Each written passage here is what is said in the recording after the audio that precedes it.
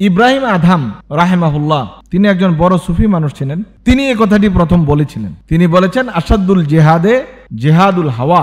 ইমাম বাইহাকি রাহেমাহুল্লাহ এই ধরনের একটি দুর্বল হাদিস জাবির ইবনে আব্দুল্লাহ রাদিয়াল্লাহু তাআলা সনদে বর্ণনা করেছেন। উলামায়ে কেরাম এই হাদিসটিকে চূড়ান্ত পর্যায়ের দঈফ বলে উল্লেখ করেছেন।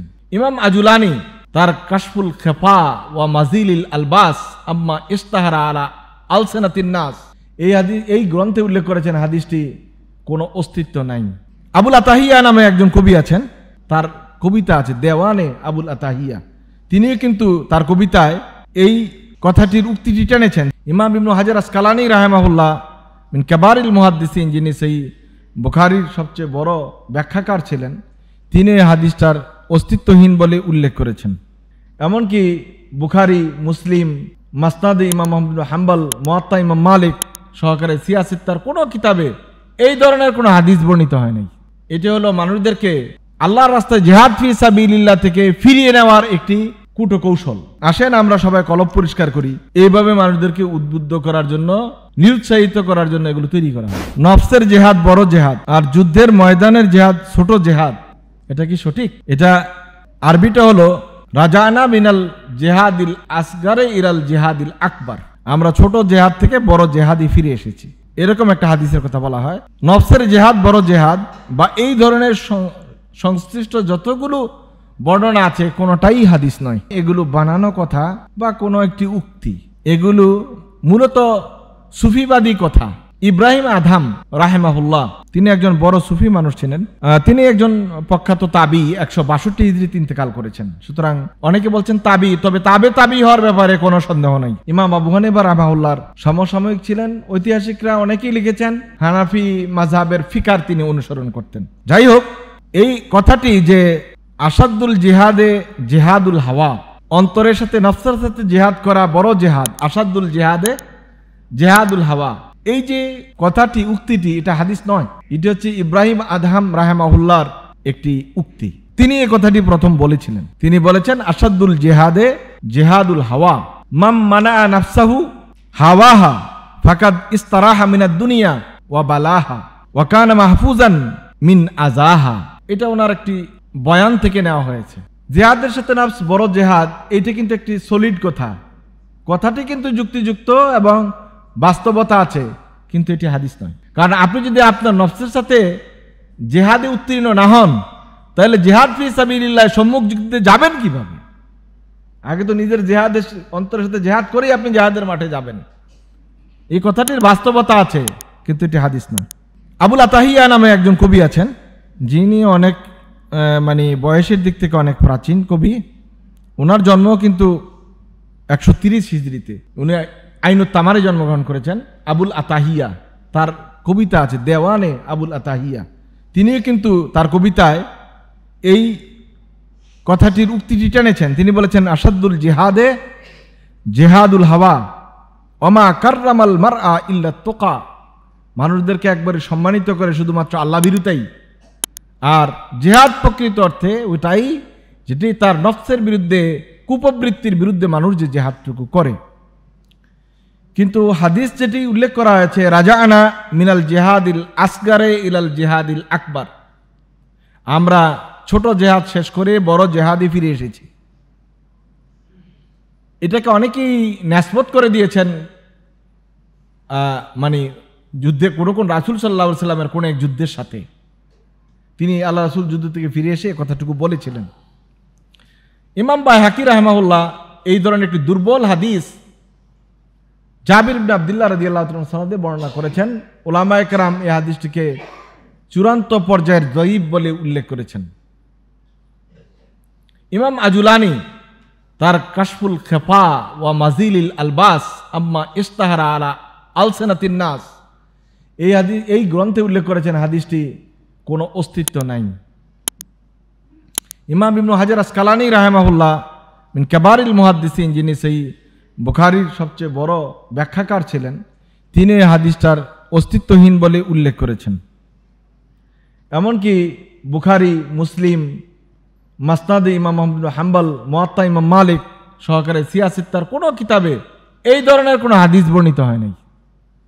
এটি হলো মানুষদেরকে আল্লাহর রাস্তায় জিহাদ ফি সাবিলিল্লাহ থেকে ফিরিয়ে নেওয়ার একটি কূটকৌশল। এই হাদিসের কোনো অস্তিত্ব নেই, দুর্বল হাদিস, এগুলো দিয়ে জেহাদের দরকার নাই, আসেন আমরা সবাই কলব পরিষ্কার করি, এইভাবে মানুষদেরকে উদ্বুদ্ধ করার জন্য, নিরুৎসাহিত করার জন্য এগুলো তৈরি করা হয়েছে। মূলত অন্তরের সাথে জেহাদ, এটি একটি কঠিন জেহাদ। অন্তরের সাথে জেহাদ করেই তো মানুষ জেহাদের ময়দানে যায়। আর আল্লাহ সুবহানাহু ওয়া তাআলা কি বলছেন? আল্লাহ তাআলা এটা বলেন নাই যে অন্তরের সাথে জেহাদ করো, এটা বড় জেহাদ, মাঠে ময়দানে জেহাদ করার দরকার নাই, এ কথা কিন্তু আল্লাহ তাআলা বলছেন না। আল্লাহ তাআলা জেহাদের যে স্বরূপ উল্লেখ করেছেন কোরআনুল কারীমে, আল্লাহ সুবহানাহু ওয়া তাআলা সূরা তাওবা ইরশাদ করেছেন, আল্লাযীনা আমানু ওয়া জাহাদু ওয়া হাজারু ওয়া জাহাদু, যারা ঈমান আনলো, হিজরত করলো, ওয়া জাহাদু ফি সাবিলিল্লাহ, আল্লাহর রাস্তায় জিহাদ করলো। কিভাবে? বিআমওয়ালিহিম ওয়া আনফুসিহিম, প্রাণ দিয়ে, ধন দিয়ে, মন দিয়ে, সব বিলিয়ে দিয়ে যারা আল্লাহর রাস্তায় জিহাদ করলো, আযামু দারাজাতান ইনদাল্লাহ, আল্লাহ তাআলার কাছে তাদের মর্যাদা সবচেয়ে বেশি। উলাইকা হুমুল ফাইজুন, তারাই প্রকৃত সফলকাম। আল্লাহ তাআলা এটা বলেন নাই খালি জিহাদ ফিন নফসের কথা, বরং আল্লাহ বলছেন আল্লাযীনা আমানু ওয়া হাজারু ওয়া জাহাদু ফি সাবিলিল্লাহ বিআমওয়ালিহিম ওয়া আনফুসিহিম আযামু দারাজাতান ইনদাল্লাহি ওয়া উলাইকা হুমুল ফাইজুন। তাহলে জিহাদ ফি সাবিলিল্লাহ, সম্মুখ যুদ্ধে অংশগ্রহণ করা, এটা হলো সফলতার চূড়ান্ত পর্যায়ে যাওয়ার মাধ্যম। আল্লাহ সুবহানাহু ওয়া তাআলা বলছেন এদের মর্যাদা হলো ভিন্ন। কাজে শুধুমাত্র অন্তরের সাথে জিহাদ করাই শ্রেষ্ঠ জিহাদ, এটা বলে একেবারেই ভুল কথা। 2 নম্বর আয়াত, কোরআনে কারীমে অনেকগুলো আয়াত আছে, আমরা 2টো আয়াত দিয়ে দলিল দিচ্ছি। আপনারা খুঁজলে আরো অনেক জিহাদের সবগুলো আয়াত যখন পড়বেন দেখবেন এই ধোঁয়াশাটা কেটে যাবে। আল্লাহ সুবহানাহু ওয়া তাআলা বলছেন, লা ইস্তাবিল কাঈদুনা মিনাল মুমিনিন গায়রু উলিদ দারারি ওয়াল মুজাহিদুনা ফি সাবিলিল্লাহ, ওই সমস্ত মুমিন যাদের কোনো অসুবিধা নেই, ঘরে বসে থাকে, আর যারা আল্লাহর রাস্তায় জিহাদ করে বিআমওয়ালিহিম ওয়া আনফুসিহিম, ধন দিয়ে, সম্পদ দিয়ে, প্রাণ দিয়ে, তারা এক পর্যায়ের, এক মানের লোক নয়, বরং আল্লাহ সুবহানাহু ওয়া তাআলা ফাদ্দালাল্লাহুল মুজাহিদিনা আলাল কাঈদিনা আজরান আযীমা, যারা ঘরে বসে আছে আর যারা মাঠে ময়দানে লড়াই করে, তাদের মর্যাদার পার্থক্য আল্লাহ তাআলা বিশাল পার্থক্য তৈরি করে দিয়েছেন। সুতরাং এই জিহাদ ফি নফস আর জিহাদ ফি সাবিলিল্লাহ দুইটা এক জিনিস নয়। আল্লাহ তাআলার কাছে জিহাদ ফি সাবিলিল্লাহর মর্যাদা অনেক অনেক বেশি। নবী করিম সাল্লাল্লাহু আলাইহি ওয়াসাল্লাম বলছেন হযরতে মুআয ইবনে জাবাল রাদিয়াল্লাহু তাআলা আনহুকে, আলা আদুল্লুকা আলা রাসিল আমর ওয়া উমুদিহি ওয়া যারওয়াতু সিনামিহি, মুআয ইবনে জাবাল, আমি কি তোমাকে বলবো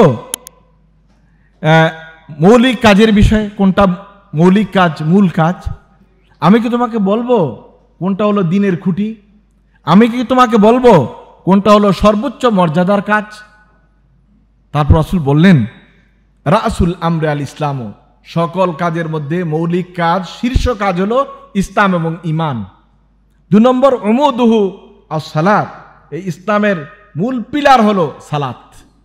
ওয়া যারওয়াতু সানামিহি আল জিহাদু ফি সাবিলিল্লাহ, এটার পরিপূর্ণতা হলো আল্লাহর রাস্তায় জিহাদ করা। সুতরাং আল্লাহর রাস্তায় জিহাদ, এখান থেকে ফিরে আসার কোনো রাস্তা নাই। আমি নফসের সাথে জিহাদ করি এই কথা বলে খানকার কোনায় বসে গেছেন, এই আপনি প্রকৃত জিহাদের স্বরূপ মানুষের সামনে উপস্থাপন করেন নাই।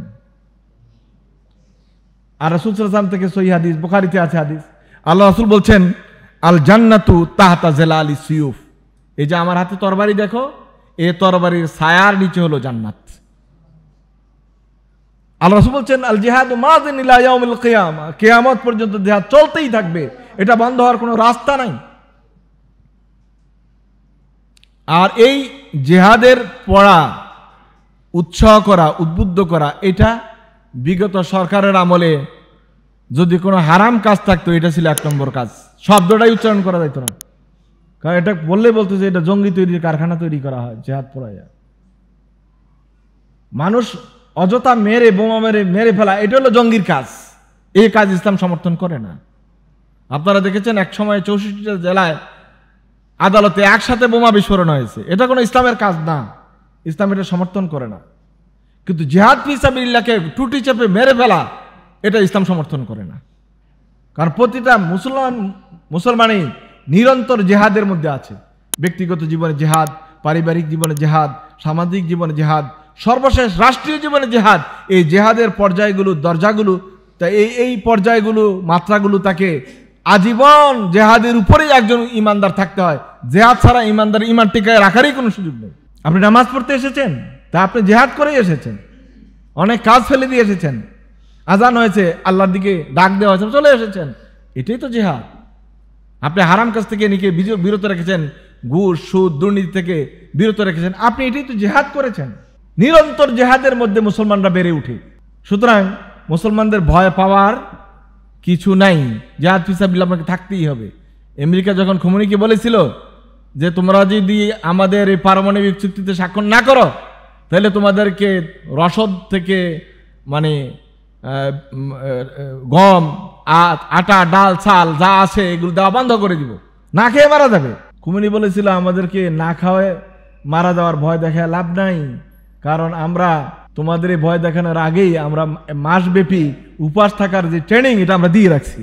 আমাদের নতুন করে ভয় দেখানোর দরকার নাই, উপাস কিভাবে থাকতে হয়, না খেয়ে থাকা লাগে, এটা ট্রেনিং আমরা আল্লাহ তাআলা আগেই দিয়ে রাখছেন। সুতরাং এটা হলো জেহাদ, সার্বক্ষণিক জেহাদ। আপনার মাথায় সব সময় এই চেতনা থাকতে হবে যে ইসলামের বিরুদ্ধে যারা শত্রু তাদেরকে পরাভূত করার জন্য, তাদেরকে মাটির সাথে মিশিয়ে দেওয়ার জন্য যা যা করা লাগে, অস্ত্র, চিন্তা, চেতনা, ওই যে ড্রোন বানানো, ওই যে মিসাইল বানানো, পারমাণবিক বোমা তৈরি করা, আবার প্রচারণা, আবার লিফলেট তৈরি করা, বক্তৃতা দেওয়া, আপনার যত রকমের আইটেম আছে সকল আইটেমে জেহাদ ফিসাবিল্লাহ চালানো আপনার উপর ফরজ কাজ।